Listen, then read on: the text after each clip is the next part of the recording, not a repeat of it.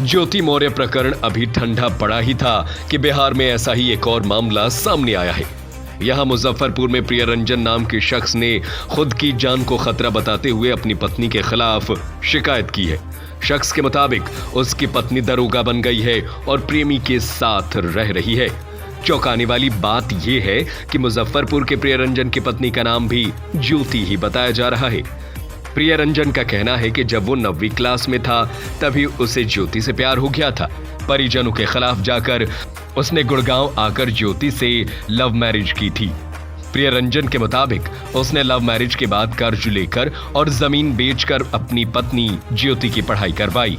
दरोगा भर्ती के लिए उसकी ट्रेनिंग भी करवाई। जब वो दरोगा बन गई तो एक और युवक के साथ रहने लगी। मीडिया से बातचीत में मुजफ्फरपुर जिले के मुशहरी प्रखंड में रहने वाले प्रियरंजन ने कहा कि दोनों ने साल 2009 में लव मैरिज की थी और उसके बाद से वे दोनों दिल्ली में रहने लगे। प्रियरंजन रियल एस्टेट कंपनी में काम करता था, वहीं पत्नी ज्योति एक निजी बैंक में नौकरी करती थी। प्रियरंजन का कहना है कि साल 2012 में ज्योति ने बीपीएससी की तैयारी शुरू की और फिर गुड़गांव में कोचिंग करने लगी। दोनों को एक बेटा भी है जिसका नाम रेयांश है।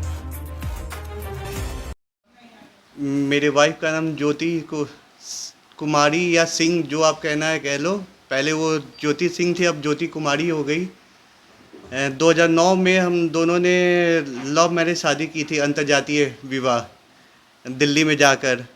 वहाँ पे हम लोग खुशी से आराम से रह रहे थे। लेकिन इसका मन जो था वो बहुत ज़्यादा ये था कि हमें ये चाहिए वो चाहिए, डिमांडिंग।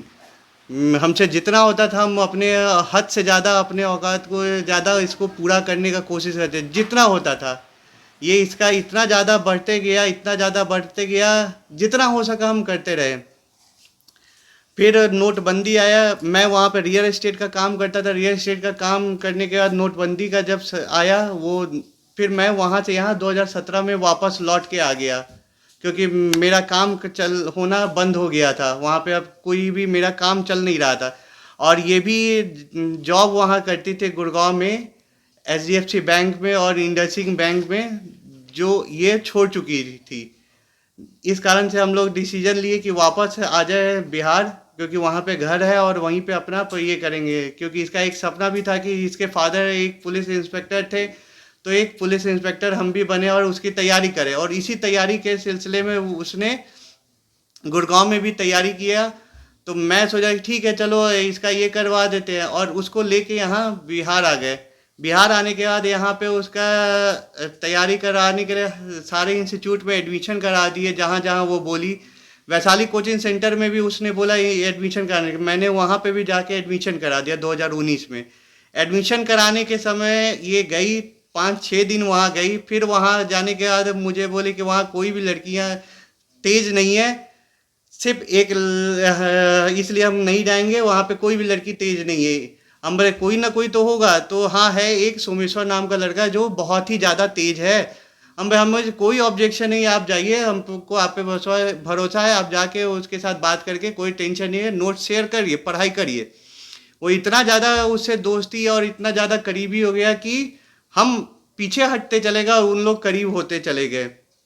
यहाँ होने के ये सब हो जाने के बाद जब इसका सेकंड एग्ज़ाम था, उस समय फर्स्ट एग्ज़ाम के लास्ट में, जैसे फर्स्ट एग्ज़ाम दरोगा का इन लोग दिया, तब आके हमको बोलते सुनिए ना, मेरे भैया के पहचान के कुछ, पापा और इन लोग के पहचान के ये भैया भी मिला है।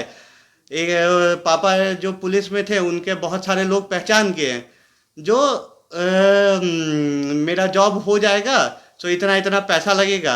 हम बोले कितना पैसा लगा बताओ, हम मेरे पास तो उतना हो भी गया, 1-2 लाख का है तो हम दे देंगे। तो नहीं, इतना नहीं लगेगा, 20 लाख रुपया लगेगा। और एक काम करिएगा ना, सोमेश्वर का भी पैसा आप हमको दे दीजिएगा, वो आपसे बात करा देते हैं। वो दोस्त है, कर्जा पे दे दीजिए, वो फिर हो जाएगा तो दे देगा। उसके फादर रिटायर करने वाले हैं, पैसा आएगा तो दे देगा। हम बोले ठीक है, चलो दे देते हैं। हम ज़मीन पे हम बोले कि एक बार में तो दे नहीं सकेंगे, क्योंकि इतना सारा ज़मीन है नहीं, दे बिक के देगा। बोले ठीक है, जितना था ज़मीन बेच के इसको कैश हम देते गए। 40 लाख तक का ज़मीन बेचे, प्लस अपने दोस्तों लोगों से भी 4-4, 5-5 लाख रुपया जब भी मांगी देते गए इसको। दे देने का इन लोगों का जॉब हो गया। जॉब हो जाने के बाद किसी कारणवश ये हम इससे बात हो नहीं पाया, ये चली गई जॉब पे। जॉब पे जाने का हम इसको जब फ़ोन किए तो तुमसे बात नहीं करना है, हमको तुमसे मिलना नहीं है। हम बोले ऐसा क्या हो गया कि हमको बात नहीं करना है, हमसे ये नहीं करना है। अरे हमको फ़ोन नहीं करो, बार बार हम ट्रेनिंग में तंग हो जाते हैं, हमको बार बार फ़ोन नहीं करो, हमको तुमसे बात नहीं करना है। हमको समझ में नहीं आ रहा था क्या हो गया क्या नहीं। हम अपने इन लॉस इन लोग को भी जाके बोले कि देखिए वो ऐसे ऐसे काहे बात करिए, ना वो बात करना चाह रही है, ना कुछ करिए, ना फ़ोन उठा रही है। तो मेरी इन लॉस, मेरी सासू माँ, मेरे साला, इन लोग सबको ही बोले कि मेहमान आप टेंशन नहीं लीजिए, वो ट्रेनिंग में है। वो अभी ये बहुत ज़्यादा प्रेशर होगा, इस कारण से नहीं वो कॉल उठा रही हो, नहीं बात कर रही हो। वो आएगी ट्रेनिंग से तो आपसे बात है। हम बोले देखिए माँ, हमको मेरे पास अब पैसा वैसा है नहीं, हमको बिजनेस करना है, जिससे जो जॉब के लिए जो सोमेश्वर को जाए वो पैसा तो बोल दीजिए दे दे। अरे मेहमान आप टेंशन नहीं लीजिए, पैसा मिल जाएगा मिल जाएगा। मेरा साला इन लोग बोलने लगा। हम बोले ठीक है, हम इंतज़ार करते रहे, इंतज़ार करते रहे।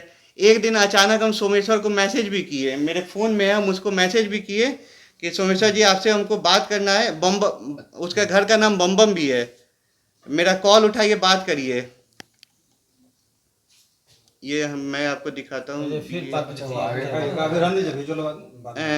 ये बम, क्या आप एक बार मुझसे बात कर सकते हैं? उसको मैसेज भी किए 13 सितंबर 2022 को। ना वो कॉल उठाया ना कोई, और मुझे ब्लॉक कर दिया, मेरा सारा नंबर ब्लॉक कर दिया, उठाया भी नहीं। अभी क्या स्थिति है? आपकी वाइफ कहाँ रहती है और आप चाहते क्या हैं? नया चाहते हैं, जो खर्च किए वो लेना चाहते हैं, जो उधार दिए वो लेना चाहते हैं। इन लोग सेंटर मैनेज करने के नाम पे हमसे 40 लाख रुपया लिया। जॉब हो गया, सब कुछ हो गया, और हम हट गए, और कहती है कि हम उसके साथ रहेंगे। फिलहाल आप अभी कहाँ पे पोस्टेड हैं? कटिहार में, बरारी थाने में, किस पद पे? Sub inspector. तो आपसे दूर कैसे होते गए? आपका बेटा भी है? आपसे दूर कैसे जी, होते गए? 10 साल का बेटा है। आपसे दूर कैसे होते गए? ये